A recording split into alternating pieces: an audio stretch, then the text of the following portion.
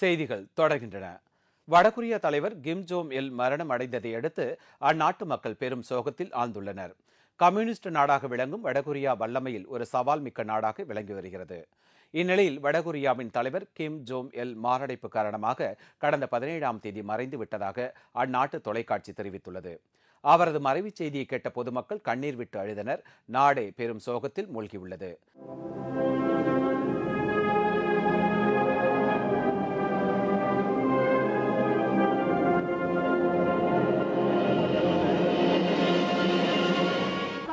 மறைந்த அதிபர் Kim Jong இல் மறைவை அடுத்து அவரது மகன் கிம் ஜோங் உன் அடுத்த அதிபராக பொறுப்பு ஏற்பார் என எதிர்பார்க்கப்படுகிறது.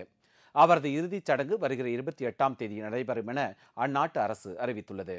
வடகொரிய தலைவரின் மறைவுக்கு சீனா தனது ஆழ்ந்த இரங்கலை தெரிவித்துக் கொண்டுள்ளது. வடகொரியா நாட்டிற்கு தொடர்ந்து ஒத்துழைப்பை சீனா வழங்கும் என்று அறிவித்துள்ளது. கொரிய தலைவர் கிம் ஜோங் இல்லின் மறைவையொட்டி ரஷ்யாவில் உள்ள வடகொரிய தூதரகத்தில் தேசிய கொடி அரை கம்பத்தில் பறக்கவிடப்பட்டுள்ளது.